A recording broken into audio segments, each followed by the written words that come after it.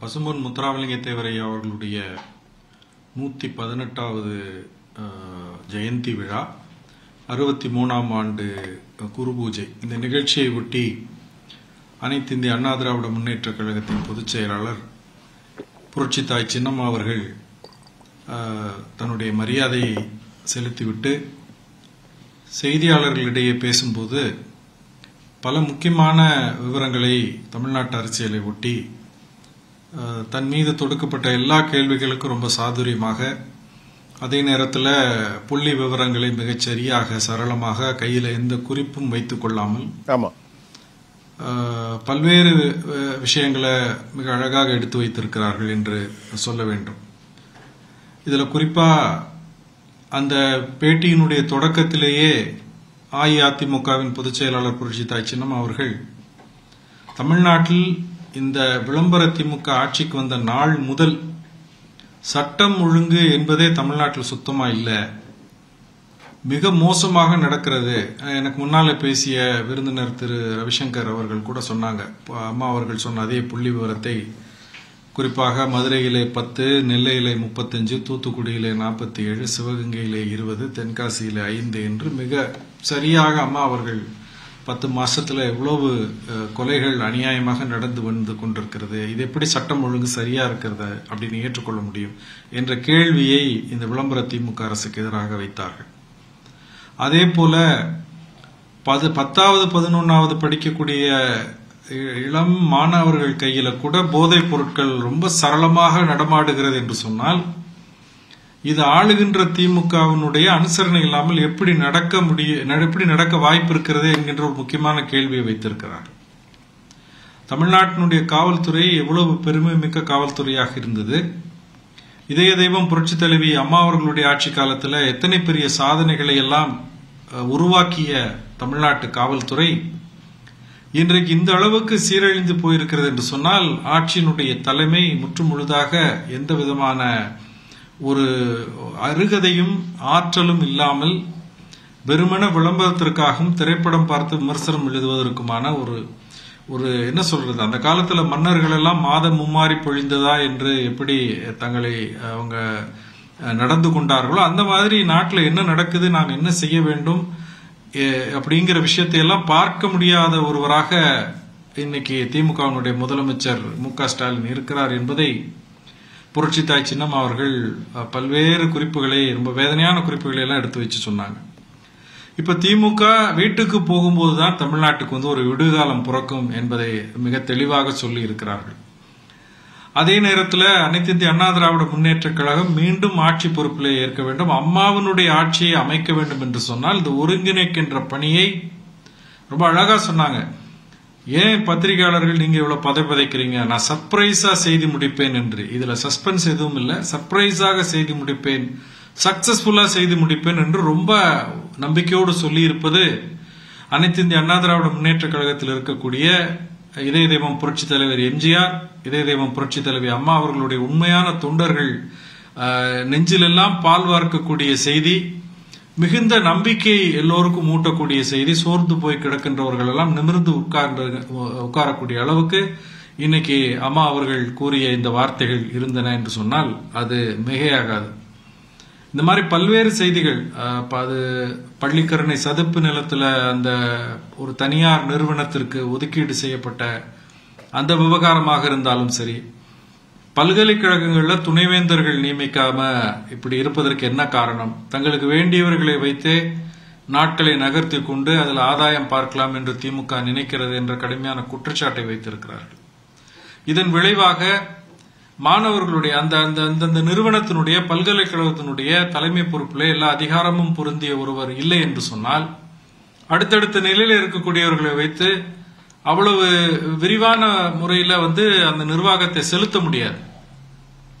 புரட்சி தலைவி அம்மா அவர்களோடு ஒரு 32 ஆண்டு காலம் அந்த ஆட்சி பொறுப்பில் இருந்த போதெல்லாம் அம்மா அவர்களுடைய நிழல் போல இருந்து அம்மா அவர்களுக்கு உறுதுணையாக இருந்த காரணத்தினால் புரட்சித்தாய் சின்னம்மா அவர்களுக்கு இந்த நிர்வாகத்தில் இருக்கக்கூடிய விஷயங்கள் எல்லாம் ரொம்ப தெளிவாக தெரிகிறது என்பது அம்மா அவர்கள் இந்த பேட்டியில் மட்டுமில்ல, அவர்கள் வைக்கக்கூடிய மிக கூர்மையான அறிக்கைகள், ஸ்டேட்மெண்டாக இருந்தாலும் சரி, பிற பேட்டிகளாக இருந்தாலும் சரி, எக்ஸ் பதிவில வெளியிடக்கூடிய விஷயங்களாக இருந்தாலும் சரி, செய்தியாளர்கள்ட்ட பேசும்போது, பொதுக்கூட்ட மேடைகளிலே பேசும்போதெல்லாம் அவ்வளவு ஷார்ப்பா சொல்லக்கூடிய அந்த விஷயங்களை பார்க்கும்போது நமக்கு ஒரு மிகுந்த நம்பிக்கை வருது. இப்படி ஒரு தலைவர் தமிழ்நாட்டில் தலைமை பொறுப்பிற்கு வர வேண்டும் என்கின்ற ஒரு ஏக்கத்தோடு தமிழ்நாட்டு மக்களும் தொண்டர்களும் பார்த்து கொண்டிருக்கிறார்கள் என்பதுதான் உண்மை. இதுல இப்படி நிர்வாக பொறுப்புல, தலைமை பொறுப்புல சரியான ஆள் இல்லை என்று சொன்னால் மாணவர்களுடைய கல்வி பாதிக்கப்படும். சரியான பாடத்துக்கு இப்போ ஒருத்தர் ஒரு குறிப்பிட்ட பேராசிரியர் ஒரு நீண்ட நாள் விடுப்புல போறாருன்னா மாற்று பேராசிரியரை ஒரு நல்ல பேராசிரியர் இடைக்காலமாக கெஸ்ட் லெக்சராக கொண்டு வருவதோ அல்லது வேறு ஏற்பாடுகளை செய்வதற்கோ, அதுக்கான வரவு செலவுகளை பார்ப்பதற்கோ, துணிந்து முடிவு எடுப்பதற்கு அங்க துணைவேந்தர் இருந்தாதான் முடியும். அடுத்து ரெஜிஸ்ட்ராரோ அவருக்கு கீழே இருக்கக்கூடியவர்களோ பொறுப்பு துணைவேந்தராக இருந்தால் பல்வேறு முடிவுகள் எடுப்பதற்கு பயப்படுவார்கள். ஆனால் அதிகாரத்தில் இருக்கக்கூடியவர்கள், ஆட்சி அதிகாரத்தில் இருக்கக்கூடியவர்கள், ஆளுங்கட்சியை சார்ந்தவர்கள் அழுத்தம் கொடுக்கும் பொழுது அவர்களை எளிதாக வளைத்து அந்த நிர்வாகத்தை தங்களுக்கு சாதமாக பயன்படுத்தி கொள்ளையடிப்பதற்கு தான் இது பயன்படும் என்கின்ற ஒரு அபாயகரமான செய்தியை புரட்சி தாய் சின்னம்மா அவர்கள் தன்னுடைய பேட்டியின் வாயிலாக சொல்லியிருக்கிறார்கள். அதே போல சட்டம் ஒழுங்கு சிக்கலை பொறுத்த அளவுக்கு ஏன் இந்த குளறுபடி ஏற்படுது என்று சொன்னால், அதுலயும் மாவட்டங்கள்ல நியமிக்கக்கூடிய அந்த காவல்துறையின் முக்கியமான பொறுப்புகளுக்கு நியமிக்கக்கூடிய அந்த அதிகாரிகள் நியமனத்துல ஆளுங்கட்சி நடுநிலைமையாக இல்லாமல் யாரு எந்த மாவட்டத்திற்கு அந்த எந்த திறமையான அதிகாரி இந்த மாவட்டத்துக்கு இங்க இருக்கக்கூடிய சிக்கலுக்கு தகுந்தா போல அதை அணுகக்கூடிய, அதை ஆளுமை செய்யக்கூடிய, கட்டுப்படுத்தக்கூடிய ஒரு அதிகாரியா இருப்பார் என்றெல்லாம் சிந்திக்காமல் ஆளுங்கட்சிக்காரர்கள் தங்களுக்கு வேண்டியவர்களை அந்த பொறுப்புல வைத்துக் கொள்ள வேண்டும் என்று அவர்கள் செயல்படுகின்ற காரணத்தினால் அரசு அதிகாரிகள் இல்லாமல் இப்ப அரசியல்வாதிகளை போல ஒரு சைடு எடுக்கிறாங்க. ஒரு நிலைப்பாடு, நடுநிலைமையாக இல்லை. அதிகாரிகளும் அந்த வீணாய் போன ஒரு மோசமான நிலையில் இருக்கக்கூடிய திமுக தலைவர்களைப் போலவே தங்களை பாவித்துக் கொள்ளுகின்ற நிலையை நம்ம நிறைய விஷயங்கள்ல பார்க்கிறோம். இதெல்லாம் புரட்சி தாய் சின்னம்மா அவர்கள் மிகுந்த வேதனையோடு இன்றைக்கு செய்தியில குறிப்பிட்டிருக்கிறார்கள். தமிழ்நாட்டில் உண்மையிலேயே ஒரு நல்லாட்சி மீண்டும் அமைய வேண்டும் என்று சொன்னால் அது கழகம் ஒன்றிணைய வேண்டும் என்பதுதான் அதுக்கான தீர்வு என்பதை அம்மா அவர்கள் பல்வேறு வடிவங்களில் சொல்லியிருக்கிறார்கள். இன்றைக்கு திரு OPS ஆக இருந்தாலும் சரி, KA செங்கோட்டையன் அவர்களாக இருந்தாலும் சரி, இவர்கள் எல்லாம் உங்களை சந்தித்தார்களே என்று செய்தியாளர்கள் கேட்கும்போது, முதல்ல இப்ப நீங்க பாக்குறீங்க அவங்களோட நான் பக்கத்துல அவங்க நின்னதுனால நீங்க இதை இன்று தொடங்கி விட்டதா என்று கேட்கிறீர்கள்.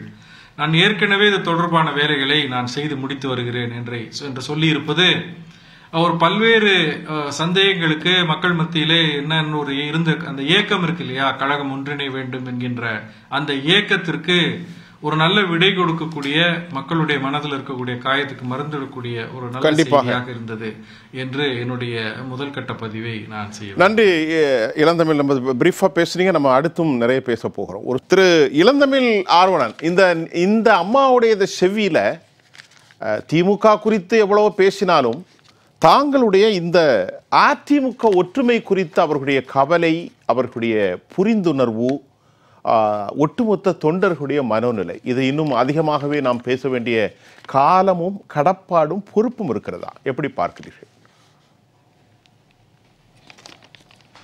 இப்ப முந்தின சுற்றுல நம்முடைய அண்ணன் துரைக்கருணா அவர்கள் சொன்னதை போல புரட்சித்தாய் சின்னம்மா அவர்கள் எந்த நேரத்திலையும் நிதானம் இழக்காமல் ரொம்ப கண்ணியமாகத்தான் அந்த பல சிக்கல்களை ஒட்டி செய்தியாளர்கள் கேட்கின்ற கேள்விக்கெல்லாம் ரொம்ப ஒரு தலைமை பண்போடு, கண்டிப்பா ஒரு தாயுள்ளத்தோடு, பொறுப்புணர்ச்சியோடு தான் பதில் சொல்றார். அதுதான் ஒரு சரியான தலைமைக்கான அடையாளம் என்பது எல்லோரும் ஒத்துக்கொள்வார்கள். அதில் மாறுபட்ட கருத்து இருக்க வாய்ப்பில்லை. ரொம்ப கண்ணியமா மிக கவனமாகத்தான் வார்த்தையை அம்மா அவர்கள் உதிர்க்கிறார்கள். நாமும் அதே பாதையில மிகுந்த பொறுமையோடும் அதே நேரத்தில் ஏராளமான நம்பிக்கையோடும் தான் இப்ப என்னை போன்ற கோடான கோடி தொண்டர்கள் காத்திருக்கிறோம். தொண்டர்கள் சில நேரங்கள்ல சின்னம் எந்த பக்கம் இருக்கிறது, யார் கட்சி என்று தேர்தல் ஆணையம் சொல்லுகிறது, அப்படி நிற்கிறோம் என்று சொல்லக்கூடிய ஒரு யதார்த்த நிலையில ரொம்ப அவங்க எந்த விதமான கணக்கீடுகளும் இல்லாமல் நிற்கக்கூடியவர்கள். ஆனால் அவர்கள் யாரையும் துரோகியாக அடையாளப்படுத்துவதில்லை என்பதை புரிபவர்கள் புரிந்து கொள்ள வேண்டியவர்கள் புரிந்து கொள்ள வேண்டும். இது ரொம்ப முக்கியமான விஷயம். எந்த ஒரு உண்மையான புரட்சி தலைவர் எம்ஜிஆர் அவர்களுடைய தொண்டராக இருந்தாலும் சரி, இதய தெய்வம் அம்மா அவர்களுடைய தொண்டர்களாக இருந்தாலும் சரி, யாரும் பிறரை இந்த கழித்து கட்டுற வேலையை, மிக மோசமான சொற்களை பயன்படுத்தி வசைப்பாடுகின்ற வேலையை செய்வதில்லை என்பதை அனைவரும் ஒத்துக்கொள்வோம். அண்ணன் துரைக்கருணா நிச்சயமாக இதை ஒத்துக்கொள்வார் என்று நான் நம்புகிறேன். கண்டிப்பா. அப்ப இப்படி ஒரு வார்த்தையை பயன்படுத்தி இப்படியெல்லாம் பேசக்கூடிய நிலை விரைவில் மாற வேண்டும். இது இந்த யதார்த்தத்தை, கள யதார்த்தத்தை உண்மையான தொண்டர்கள், அனைத்து இந்திய அண்ணா திராவிட முன்னேற்ற கழகத்தினுடைய தொண்டர்கள், புரட்சித் தலைவர் எம்ஜிஆர் அவர்களுடைய உண்மையான பக்தர்கள், இதய தெய்வம் அம்மா அவர்களுடைய உண்மையான வாரிசுகள் நிச்சயமாக இதை புரிந்து கொள்வார்கள், ஒரு நல்ல நிலைக்கு கொண்டு வருவார்கள் என்ற நம்பிக்கை நமக்கு எப்போதும் இருக்கிறது. அது மேலும் ஒரு கூடுதல் ஒரு படியை, ஒரு உயரத்தை இன்றைக்கு எட்டியிருக்கிறது என்று சொல்லலாம். அனைத்து இந்திய அண்ணா திராவிட முன்னேற்ற கழகத்தின் பொதுச் செயலாளர் புரட்சி தாய் சின்னம்மா அவர்களுடைய இன்றைய கருத்து வெளிப்பாடு என்பது, அவங்க கொஞ்சம் இன்னும் வெளிப்படையாக வெளியே சில விஷயங்களை சொல்ல வந்திருக்கிறார்கள். அதாவது நிறைய பணிகளை கடமையாக பொறுப்புணர்ச்சியோடு அம்மா அவர்கள் கடந்த காலத்தில் செய்து வந்தாலும் இந்த பொறுமையை எல்லோரும் ஏதோ அமைதியாக இருக்கிறார் என்று நினைக்கிறார்கள். ஆனால் அம்மா அவர்கள் இன்னைக்கு பேட்டியில கூட சொன்னாங்க, எடுத்தேன் கவிழ்த்தேன் என்று செய்வது கவைக்கு உதவாது, என்னுடைய அனுபவம் எப்படி என்பது மூத்தவர்களுக்கு, சீனியர்களுக்கு தெரியும், இது நிச்சயமாக நான் சக்சஸ்ஃபுல்லாக செய்து முடிப்பேன் என்று சொல்லி இருக்கிறார்கள். எனவே இப்ப நீங்க சொன்னது போல இன்னும் இந்த தேர்தலுக்கு ரொம்ப சொற்ப நாட்கள் தான் இருக்குது, சில மாதங்கள் தான். அப்ப அதற்கு உள்ளாக இந்த சிக்கல்களை எல்லாம், இடர்பாடுகளை எல்லாம் களைவதற்கான அந்த முயற்சியில் அனைத்து இந்திய அண்ணா திராவிட முன்னேற்ற கழகத்தின் பொதுச் செயலாளர் புரட்சி தாய் சின்னம்மா அவர்கள் நிச்சயமாக வெற்றி பெறுவார் என்ற நம்பிக்கை நல்லவர்கள் மனசுல எல்லாம் இருக்கு. வேற ஏதாவது உள்கணக்கு, மறைவான செயல் திட்டம் வைத்திருக்கக்கூடியவர்கள் எதையாவது சொல்லிக் கொண்டு போகலாம். அம்மா அவர்கள் யாரையும் கடுமையாக விமர்சிக்கின்ற அந்த பாணியை கையாளவில்லை. நான் அவரை உண்மையாக பின்பற்றக்கூடிய ஒரு தொண்டனாக நானும் எந்த விமர்சனத்தையும், எதிர்மறையான கருத்துக்களையும் நான் வைக்கப் போவதில்லை. அண்ணன் துரைக்கருணா அவர்கள் குறிப்பிட்டதை போல அனைத்து இந்திய அண்ணா திராவிட முன்னேற்ற கழகம் புரட்சித் தலைவர் எம்ஜிஆர் காலத்திலும் சரி, இதய தெய்வம் அம்மா அவர்களுடைய காலத்திலும் சரி, பல்வேறு காலகட்டங்களில் சில இடர்பாடுகளை சந்தித்து வந்திருக்கிறது. ஆளுமை மிக்க தலைவர்கள் அதை எளிதாக, மிக அழகாக கையாண்டு கழகத்தை மீண்டும் அந்த வெற்றியின் உச்சத்தில் உட்கார வைத்திருக்கிறார்கள் என்பது தெரியும்.